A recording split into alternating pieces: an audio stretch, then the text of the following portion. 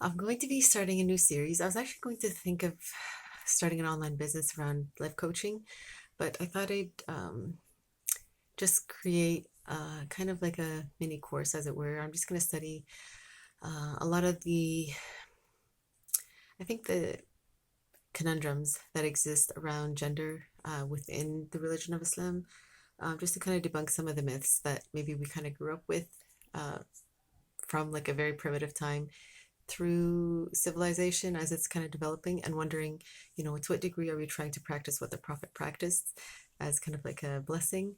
And then to what degree are we actually true to the spirit of it, which is, I mean, if he had seven, nine, or 11 wives, like depending on um, the reasons why he married them, or the strengths they had, and what that all contributed to as a culture of empowering women who maybe just have been viewed up to that point as just entertainment and maybe didn't really have any rights yet, what that kind of could inform.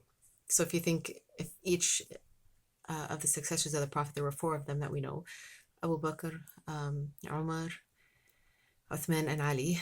The first one is known for his faith. The second one is known for his strength, like for justice. Third one was known for his chastity and forbearance. And the last one was known for his wisdom. So you almost want to kind of figure out, like, okay, well, if he had up to 11 wives or nine, depending, because some of them seem to have overlapping names, and we don't know if that was like a separate person or if she was another woman entirely. So, like, if you think like 11 kind of characteristics, kind of like, I kind of like the idea of that because it talks about how, or it speaks to the fact that women tend to embody more emotions or be somewhat more in tune with how to speak about how they feel, whereas men may kind of be oriented towards maybe the left side of their brain, which is more logic. And uh, you know, if something is kind of like an equation, it makes sense to them. Whereas women will find the nuance and be like, but I can find why, I feel this way and this way. And it makes sense if you think from an evolutionary perspective. And this you'll find in all kind of biology books where they'll talk about maybe the woman has to be equipped that way because she's carrying a child, and she has to understand, what is, if this child's crying, why is it crying? And, why is this cry different than this cry? So I'm going to start a new playlist. I think it's going to be first around women's studies. I'm just going to kind of just go to the library, look for the different books that are available, and see um, what, from a sociological perspective, we can understand about women. Because previously it used to be that, um, in spite of the Prophet having, well, we know two wives that were um, quite independent and quite, fearless in having their opinion heard. Um, like, where did that go? Like, you have in society now, in a lot of the societies where it's predominantly Muslim, women feel like their kind of pathway towards that aim seems to get stunted somehow. And I don't know where that comes from. It's always like, keep this attribute of demureness or kind of shyness alive. And that's okay, but it's not the same thing as haya. Haya is a thing of embodying it's a whole way of living in the world that allows for myself to know when I've reached a limit and when I'm going to transgress it. So it's almost like a shyness before God, like a God consciousness. And that's across all genders and all ages and all people. It's not just for women. So, and the reason that shyness isn't encouraged, because what we know is that there's two people who aren't actually going to reach anything of knowledge. One of them is a person who's shy, and the other one is arrogant. So a shy person, because they feel like, I don't, I'm feeling shy in front of another person, rather than understanding that I have to be assertive because, God's given me this mind and I'm not using it to its full capacity. So I have to overcome that sort of barrier that's going to stop in the way of my progress. And then arrogance is, I feel like I have everything that I need, that I can learn at my own disposal, and I have no need for other people, which is basically the complete antithesis of what the Prophet came to kind of enjoin, which is, we're here to learn from each other. A society needs to build itself. We need civilization because we have diverse talents and skills, and we can't do it all by ourselves. Even if we think we can, we clearly can't. So I'm going to start with the idea of why women sometimes feel like um, they have a hard time being independent. So one of the things that we know is when you read about life in the hereafter, it's called, or what heaven is, we're not really talked about as if there were in pairs. It's almost like each individual is going to have a life that they love.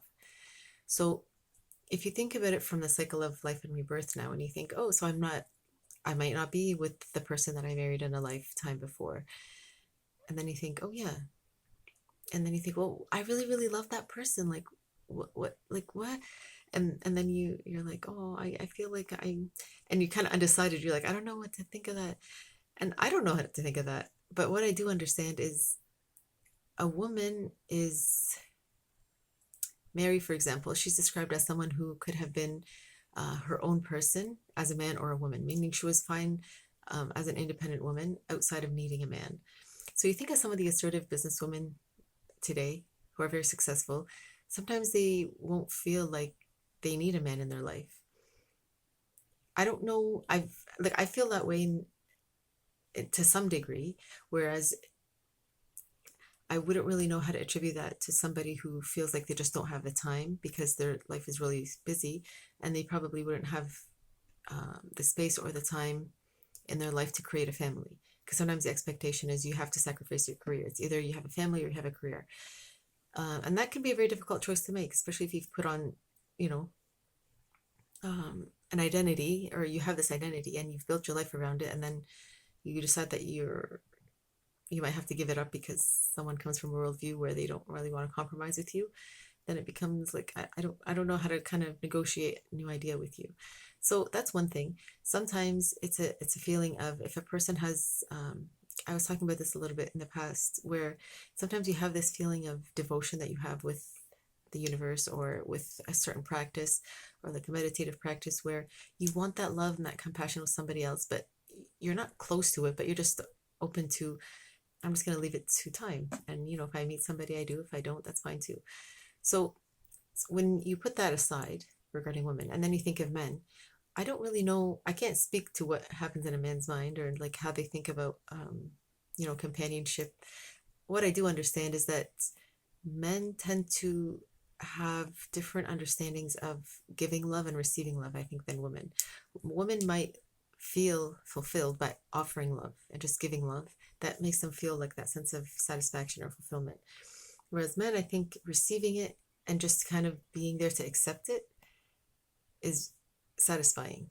So it's almost like, how do you bridge that gap where, like, a woman wants to love a man and he wants to accept it, but then it becomes like, where does the sense of responsibility and commitment almost lose itself, where it's like, I want you to love me back, or to like confess your love for me, and he's like, but I'm like, is my being here not enough? Like, so I don't know what that interaction is like. I haven't had like a committed relationship where I understand the dynamic to be able to speak to it.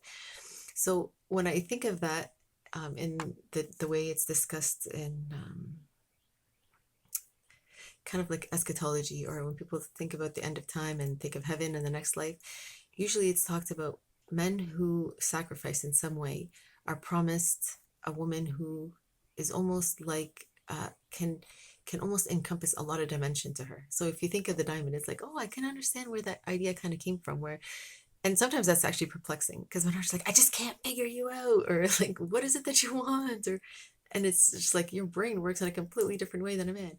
And that's true. Like, one girl I used to work with, she used to say, if you look at a woman's mind, it's probably like spaghetti, whereas a man's mind might look like a waffle, where it's just little compartments, and they're able to put something away and then leave it, and then not have it, kind of like filter, like they don't have the syrup on it. Maybe that makes it all kind of fall on to each other and just um, make it difficult to focus on something. Whereas women, everything just ties into each other. So if you think back to like trying to reach a conclusion or resolve some kind of problem, you can see where, like, women sometimes will bring something that's completely unrelated, and I was like, why are we talking about this right now? It has nothing to do. And then, so if we understand why these brain patterns are the way they are, or the way women think and the way men think, and then how to find a middle ground so that we're not always losing communication or like focus of what we're trying to get at, then maybe that can help us understand why descriptions about, a man being entitled to have, more than one companion, whereas a woman feels like, I'm only entitled to one, and if I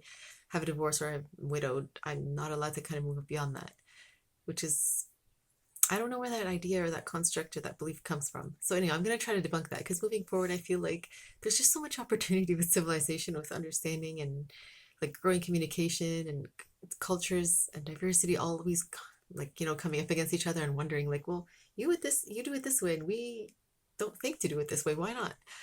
Right? And why not give it a try? So I'm going to kind of go down that kind of, so I'm like, I went from postmodern Islam and kind of wondering about family relationships and the family unit. And then I went to popular culture. So I'm almost making it like really, really broad and then getting narrower. And I'm just going to focus like on individual people outside of deciding, am I going to be single? If I'm going to have like a single life and just have kind of like casual relationships, or do I want to build a family? And then what creates a person who wants to, like in Canada, we call it common law, where they're not quite married, but because they have kids between the two, they decide, we're going to try to make this work and see, how we do. So I'm kind of excited about this because I made a video to myself yesterday. I didn't post it, but I was almost questioning myself. Like if I was to have the opportunity to study again, like would I? And part of me feels like because my ideas are very eclectic and very new, I'd almost have to almost submit to a certain standard already, right? Because usually when you go to study at a school, you have to align with a professor or somebody who is already interested in what it is you're studying. And if what you're bringing in is religion, like for example, like my tradition is very, very deep and it's very, very broad. And to find somebody who has the knowledge to bring in tradition and scripture and bring it to a postmodern world without feeling like I feel like I'm breaking all the laws because I'm not really somebody who's maybe authorized to be able to do this, like from a secular perspective or in a public university, then anything I submit as paperwork will be like, oh my gosh, we're not allowed, we're not allowed, we're not allowed, or you have to submit it to this person, and it's like halfway across the world, and who knows if the context is even replicable, so it's not even applicable to like maybe North America. So I'm just going to do it in this kind of laissez-faire as it is, kind of just laid back approach. I'll try to post the videos. I revisited the blog and it looks like it's back up, so um I don't know if I'm going to create it into a website, like a website slash blog, and then see where that takes me, or if I'm just going to continue with videos, because sometimes it's good to kind of speak about something and then hear yourself say it back. That's my learning style. If I hear myself repeating an idea, it'll kind of open up new ideas, and then it will be something that's just stuck in writing and I can't kind of make it fit in a kind of coherent and maybe way that flows. So here's the new beginning, and I'll see you soon.